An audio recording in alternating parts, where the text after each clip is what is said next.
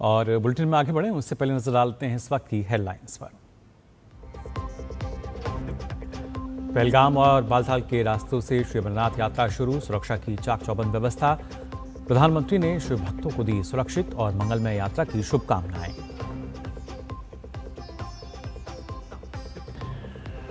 वित्त मंत्री निर्मला सीतारमण फ्रांस के दौरे पर। Bharat France business round table में निवेशकों को विकसित भारत 2047 के लक्ष्य में भागीदार बनने का दिया न्योता।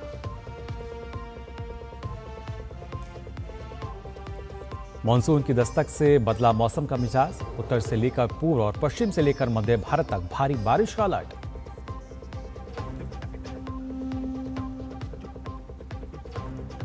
बंगाल के नए विधायकों को लोकतांत्रिक प्रशिक्षण की बड़ी पहल, लोकसभा अध्यक्ष ओम बिरला ने नवनिर्वाचित सदस्यों के लिए 2 दिवसीय प्रबोधन कार्यालय का किया उद्घाटन।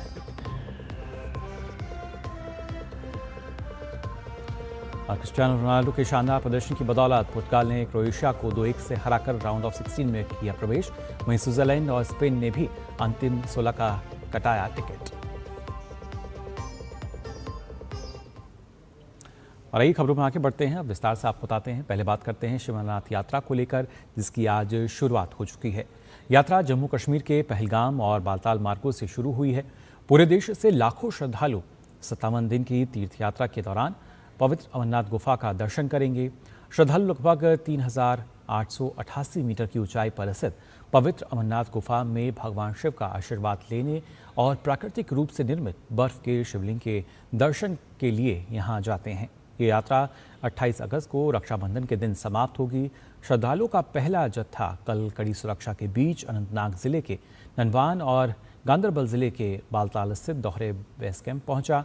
श्रद्धालुओं के पहले जत्थे को उपराज्यपाल मनोज सिन्हा ने जम्मू के भगवती नगर यात्री निवास से रवाना किया था। पहले जत्थे में 4822 यात्री हैं, जिनमें से 2510 आपको बता दें पहलगाम मार्ग से और 2312 बालताल मार्ग से यात्रा करेंगे। यात्रा के सुचारू और सुरक्षित संचालन को सुनिश्चित करने के लिए दोनों मार्गों पर व्यापक सुरक्षा व्यवस्था की गई है। दोनों मार्गों पर विश्राम स्थल, भोजनालय, स्वास्थ्य सेवा और बचाव दल जैसी आवश्यक सुविधाएं उपलब्ध कराई गई हैं।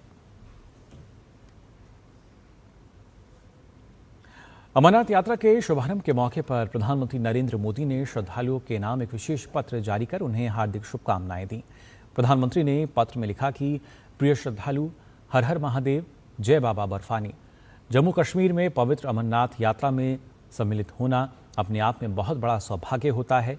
ज्येष्ठ पूर्णिमा के दिन हुई प्रथम पूजा के साथ ही भक्तों के लिए बाबा बर्फानी के दर्शन का क्रम शुरू हो जाता है।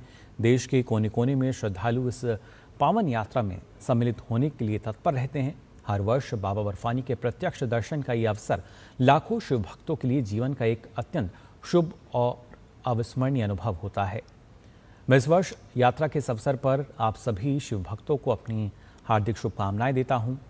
बाबा अमरनाथ के दर्शन की यह यात्रा भारत की आध्यात्मिक यात्रा परंपरा का एक शाश्वत अध्याय है।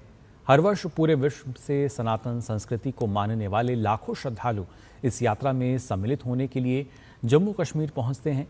अलग अलग प्रांतों से अलग अलग भाषाएं बोलने वाले और विविध परंपराओं को मानने वाले लोग महादेव के दर्शन का संकल्प लेकर इस यात्रा को पूरा करते हैं। बीते कई दशकों से श्री अमरनाथ जी श्राइन बोर्ड और जम्मू कश्मीर सरकार बहुत कुशलता और सेवा भाव से यात्रा का प्रबंधन करते आ रहे हैं। इसके साथ ही यात्रा को सुरक्षित संपन्न कराने में हमारे प्रशासन और सुरक्षा बलों की भी बहुत बड़ी भूमिका रहती है। इस वर्ष भी हजारों साथी इस दायित्व का निर्वहन कर रहे हैं। मैं इस अवसर पर भारतीय सेना, CRPF, Jammu Kashmir police, ITBP, BSF, NDRF, स्वास्थ्य सेवाओं से जुड़े चिकित्सकों और कर्मियों, प्रशासन के अधिकारियों, सफाई मित्रों और भक्तों तथा सेवा में जुटे हर साथी का हृदय से अभिनंदन करता हूं। इन 2 महीनों के दौरान बाबा बर्फानी के पवित्र धाम में भारत की विविधता में एकता का अद्भुत स्वरूप भी देखने को मिलता है। आप बता दें, गृह मंत्री अमित शाह ने अमरनाथ यात्रा शुरू होने पर श्रद्धालुओं को शुभकामनाएं दी। उन्होंने सोशल मीडिया प्लेटफॉर्म एक्स पर लिखा, श्री अमरनाथ जी की यात्रा सनातन संस्कृति के प्रति अटूट श्रद्धा, अडिग धैर्य, संयम और कभी हार न मानने वाली जीवटता का पावन प्रतीक है। आज से इस पवित्र यात्रा का शुभारंभ हो रहा है। बाबा बर्फानी के दर्शन पूजन हेतु जाने वाले सभी श्रद्धालुओं को शुभकामनाएं। मोदी सरकार द्वारा संपूर्ण यात्रा मार्ग पर मल्टीलेयर सुरक्षा ग्रिड, QR कोड आधारित पंजीकरण, श्रद्धालुओं के ठहरने, स्वास्थ्य सेवाओं व आपदा प्रबंधन की सुदृढ़ व्यवस्था की गई है, जिससे प्रत्येक श्रद्धालु की यात्रा सुरक्षित, सुगम व सुखद बनी रहे। हर हर महादेव।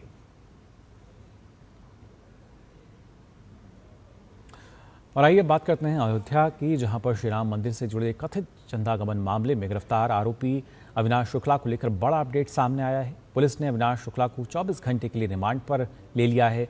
मामले की गहन पूछताछ के लिए पुलिस अविनाश को अयोध्या जिला जेल से अपने साथ ले गई है। और बात पंजाब की भी, जहां पर कांग्रेस में अंदरूनी गुटबाजी खत्म होने का नाम नहीं ले रही है। पंजाब कांग्रेस में 2027 विधानसभा चुनाव से पहले नेतृत्व को लेकर विवाद सामने आया है। सूत्रों के अनुसार चरणजीत सिंह चन्नी अमरिंदर सिंह राजा वनी को राज्य कांग्रेस अध्यक्ष बनाए रखने के फैसले से नाराज हैं। इसी क्रम में आज पूर्व मुख्यमंत्री चरणजीत सिंह चन्नी के आवास पर बुलाई गई बैठक अहम मानी जा रही है। इस बैठक में पार्टी के सांसद, विधायक और कई बड़े नेता शामिल हो रहे हैं, जिससे पार्टी के भीतर चल रही खींचतान को चर्चाएं और जो चर्चा है और तेज होती नजर आएगी। सूत्रों के अनुसार प्रदेश अध्यक्ष की जिम्मेदारी नहीं मिलने से चरणजीत सिंह चन्नी नाराज बताए जा रहे हैं।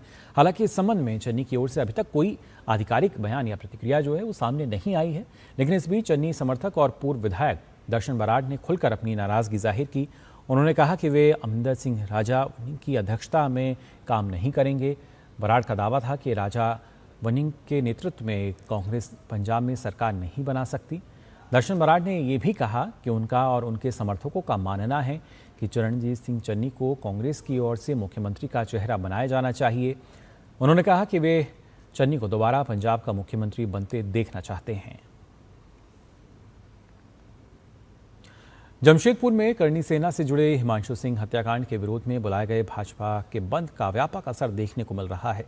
शहर में वाहनों का परिचालन पूरी तरह ठप है और सड़कों पर सन्नाटा पसरा है। पेट्रोल पंप से लेकर ज्यादातर व्यापारिक प्रतिष्ठान भी बंद हैं। भाजपा ने कानून व्यवस्था और पुलिस की कार्यशैली पर सवाल उठाते हुए ये बंद बुलाया है। जमशेदपुर से और अधिक जानकारी दे रहे हैं हमारे सहयोगी दिवाकर कुमार। जमशेदपुर में बढ़ते अपराध और हिमांशु सिंह हत्याकांड के विरोध में पूरा शहर आज स्वतः स्फूर्त बंद नजर आ रहा है। आप देख सकते हैं कि लौह नगरी की ये जो सड़कें, यहाँ पर लगातार गाड़ियां आती जाती रहती थी, मिनी बसों का परिचालन खूब बड़े स्तर पर होता था। वो शहर आज एक तरीके से थमता हुआ नजर आ रहा है। Sakchi, Golpuri, Burma mines, tin plate, Telco, Baridih जैसे तमाम जो इलाके हैं, आप देख सकते हैं कि ये जो चौराहा काफी भीड़ भाड़ वाला इलाका होता था, आज एक तरीके से सुनसान और वीरान पड़ा हुआ है। एक आध दो गाड़ियों को छोड़कर, मोटरसाइकिल सवारों को छोड़कर ज्यादातर जो सड़कें हैं वो पूरी तरीके से बंद नजर आ रही है और दुकान तो एकदम से ही वीरान पड़े हैं। सुबह से ही भाजपा के जो कार्यकर्ता थे और एनडीए के जो दूसरे दल है, आजसू पार्टी, चाहे हम कहें सरयू राय के समर्थित जो समर्थक है, तमाम लोग सुबह सड़कों पर उतरे और उसके बाद उन्होंने पूरे शहर को एक तरीके से बंद कर दिया। और उसका नजारा आप देख सकते हैं कि जमशेदपुर की इन सड़कों पर साफ तौर पर दिख रहा है। लोगों का सीधा आरोप है कि कानून व्यवस्था की जो स्थिति है वो जमशेदपुर में लगातार बिगड़ रही है और हिमांशु सिंह की जो हत्या हुई है उसमें कहीं ना कहीं पुलिस और प्रशासन पर कार्रवाई होनी चाहिए। और उसके विरोध में ये यहाँ पर बंद आज भाजपा समर्थकों ने, एनडीए समर्थकों ने बंद किया है और उस बंद का निश्चित तौर पर असर दिखा है। आप देख सकते हैं कि जो जमशेदपुर के तमाम पेट्रोल पंप है उसको भी आज लोगों ने बंद कर दिया है। यहाँ पर पेट्रोल पंप भी बंद है, दुकानें बंद है और ज्यादातर सड़कों पर जहां भीड़ भाड़ हुआ करती थी, बाजारों में भीड़ भाड़ हुआ करती थी, वो भी पूरी तरीके से बंद नजर आ रहे हैं। तो हम कह सकते हैं कि जमशेदपुर में ये बंद का जो असर है वो काफी असर देखने को मिल रहा है और निश्चित तौर पर लोगों में जो आक्रोश है उसका भी लोगों ने यहाँ पर प्रदर्शन किया है। जमशेदपुर से डीडी न्यूज के लिए मैं दिवाकर कुमार। बात करते हैं आंध्र प्रदेश की, जहां मार्कापुरम जिले में एक भीषण सड़क हादसे में शादी की खुशियां जो हैं वो मातम में बदल गईं। अमरावती अनंतपुर राजमार्ग पर कुंभम के पास एक तेज रफ्तार ट्रक ने ऑटो रिक्शा को पीछे से टक्कर मारी। हादसे में 4 लोगों की मौत हो गई जबकि 7 अन्य गंभीर रूप से घायल हो गए। जानकारी के अनुसार शादी में शामिल 14 लोग गिद्धलूर से ऑटो रिक्शा में सवार होकर कुंभम जा रहे थे। आधी रात के समय सभी लोग राजमार्ग किनारे स्थित विनायक स्वामी मंदिर में दर्शन और पूजा के लिए रुके थे। इसी दौरान पीछे से आए तेज रफ्तार ट्रक ने ऑटो को जोरदार टक्कर मारी। हादसे में कालू, नागेश और लटंदा की मौके पर ही मौत हो गई, जबकि नागलक्ष्मी नाम की एक बच्ची ने इलाज के दौरान दम तोड़ दिया। घायलों में 4 लोगों की हालत गंभीर होने के कारण उन्हें बेहतर इलाज के लिए मार्कापुरम अस्पताल रेफर किया गया है। पुलिस के अनुसार वाहन में कुल 14 लोग शामिल थे। इस दर्दनाक हादसे में दुल्हन घायल हुई, लेकिन उसकी जान बच गई।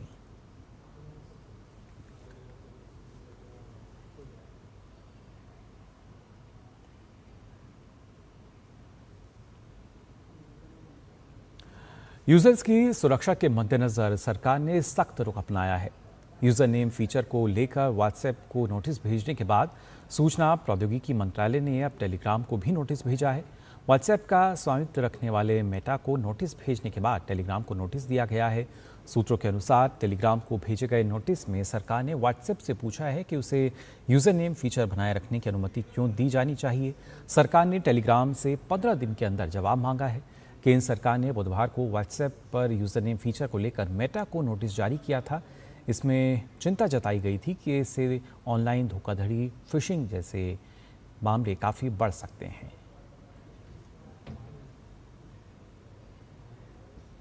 और अब बात मानसून की। खासतौर से मानसून ने उत्तर भारत से लेकर पूर्वी भारत तक दस्तक दे दी है। बारिश का दौर शुरू हो चुका है। मौसम विभाग ने अगले 2 से 3 दिनों के लिए पश्चिमी और मध्य भारत के कुछ भागों में भारी बारिश के लिए रेड अलर्ट जारी किया है। मौसम विभाग ने अगले 2 से 3 दिन के लिए पश्चिमी और मध्य भारत के कुछ हिस्सों में भारी बारिश का रेड अलर्ट जारी किया है। दिल्ली में अगले 24 घंटों के दौरान आसमान में बादल छाए रहने और हल्की बारिश की संभावना जताई गई है। वहीं केरलम की बात करें तो केरलम में मानसून के चलते रुक रुक कर बारिश का सिलसिला जारी है। आईएमडी ने राज्य के कई हिस्सों में बारिश की तीव्रता को देखते हुए अलर्ट जारी किया है। मौसम विभाग ने केरलम के 3 जिलों कोझिकोड, कन्नूर और कासरगोड में येलो अलर्ट घोषित किया है। इसके साथ ही हिमाचल प्रदेश में भी मानसून पूरी तरह से सक्रिय हो गया है। मौसम विभाग ने आज से अगले 48 घंटों में शिमला, कांगड़ा, हमीरपुर, सिरमौर सहित अधिकांश जिलों में भारी बारिश का अलर्ट जारी किया है। किन्नौर जिले में रात को चोलिंग के निकट भारी बारिश के कारण राष्ट्रीय उच्च मार्ग 5 पूरी तरह से अवरुद्ध हो गया। इसके साथ ही बात अगर गुजरात की भी करें और साथ ही मुंबई में भी भारी बारिश का सिलसिला जारी है। जूनागढ़ और वलसाड के कई हिस्सों में तेज बारिश के कारण जलभराव देखने को मिला। मौसम विभाग ने आज और अधिक बारिश होने का अनुमान जताया है। देश की आर्थिक राजधानी मुंबई में लगातार हो रही मूसलाधार बारिश के कारण शहर के कई हिस्से में जनजीवन पूरी तरह प्रभावित हुआ है। मौसम विभाग ने मुंबई, ठाणे, पालघर और रायगढ़ के लिए ऑरेंज अलर्ट जारी किया है। प्रशासन ने लोगों से अनावश्यक यात्रा से बचने और सतर्क रहने की अपील की है। केंद्रीय वित्त मंत्री निर्मला सीतारमण ने अपनी फ्रांस यात्रा के दौरान कल पेरिस में आयोजित India France business round table में भाग लिया। इस दौरान उन्होंने फ्रांसीसी कंपनियों, निवेशकों और वित्तीय संस्थानों को विकसित भारत 2047 के लक्ष्य में भागीदार बनने के लिए आमंत्रित किया। वित्त मंत्री ने कहा कि बदलती वैश्विक अर्थव्यवस्था में भारत और फ्रांस की रणनीतिक साझेदारी आने वाले समय में विकास का नया इंजन बन सकती है।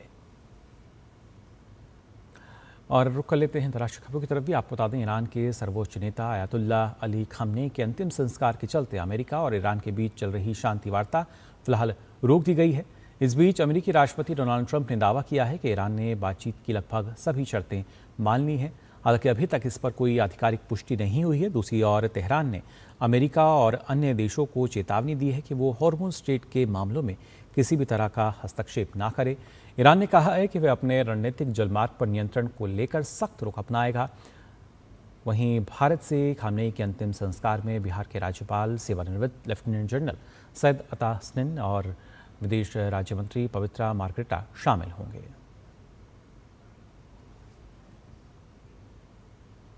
कांगो में इबोला प्रकोप के खिलाफ इलाज परीक्षण यानी ट्रीटमेंट ट्रायल की शुरुआत हो चुकी है। इस महत्वपूर्ण प्रयास के तहत बीते गुरुवार को पहला मरीज भर्ती किया गया। इस पहल को महामारी से लड़ाई में एक अहम कदम माना जा रहा है। विश्व स्वास्थ्य संगठन के प्रमुख डॉक्टर टेड्रोस अधानोम गैब्रियेसस ने जानकारी दी कि ये ट्रायल इबोला संक्रमण के इलाज और नियंत्रण के प्रयासों को मजबूत करने की दिशा में एक महत्वपूर्ण उपलब्धि है। बात वेनेजुएला की, जहां पर भूकंप से प्रभावित लोगों की मदद के लिए चल रहे ऑपरेशन अमिस्ताद के तहत भारतीय सेना की मेडिकल टीम लगातार राहत कार्य कर रही है। ऑपरेशन अमिस्ताद के अंतर्गत 60 पैराफील्ड हॉस्पिटल की टीम ने अब तक 815 मरीजों का इलाज किया है। टीम ने कल तक 233 डेंटल कंसल्टेशन, 1836 लैब टेस्ट और 253 एक्सरे की जांच की। इसके अलावा लगभग 65 सर्जरी भी की गई हैं, जबकि 20 मरीज अभी भी अस्पताल में भर्ती हैं। ये मिशन भारत की मानवीय सहायता और आपदा राहत क्षमताओं को दर्शाता है। और बात फीफा वर्ल्ड कप की।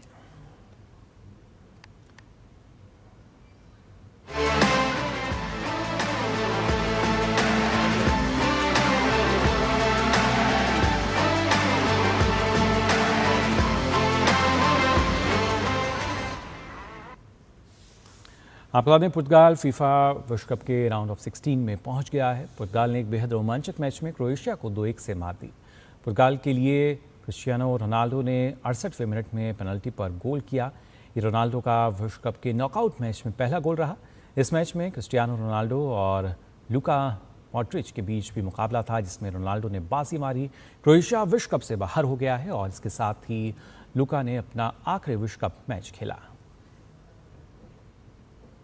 पुर्तगाल के स्टार क्रिस्टियानो रोनाल्डो ने आज एक और रिकॉर्ड बना लिया है। क्या रिकॉर्ड है बता देते हैं। आप बता दें, विश्व कप के नॉकआउट में उन्होंने अपना पहला गोल यहां पे किया और नॉकआउट में गोल करने वाले सबसे उम्रदराज खिलाड़ी भी वो बन गए हैं।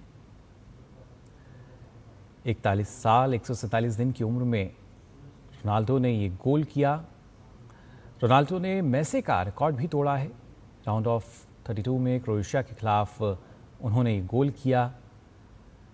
दूसरे हाफ में मिली पेनल्टी पर रोनाल्डो ने ये गोल दागा और साथ ही साथ मेसी का जो रिकॉर्ड था उसको भी तोड़ा। विश्व कप में गोल करने वाले वो दूसरे सबसे उम्रदराज सब खिलाड़ी बन गए हैं। सिर्फ कैमरून के रोजर फेला हैं रोनाल्डो से आगे। और वहीं स्पेन ने फुटबॉल विश्व कप के राउंड ऑफ 16 में जगह बना ली है। आज खेले गए राउंड ऑफ 32 के मुकाबले में स्पेन ने ऑस्ट्रिया को 3-0 से हरा दिया। स्पेन ने 2010 विश्व कप फाइनल के बाद से पहली बार विश्व कप के किसी नॉकआउट मैच में जीत दर्ज की है।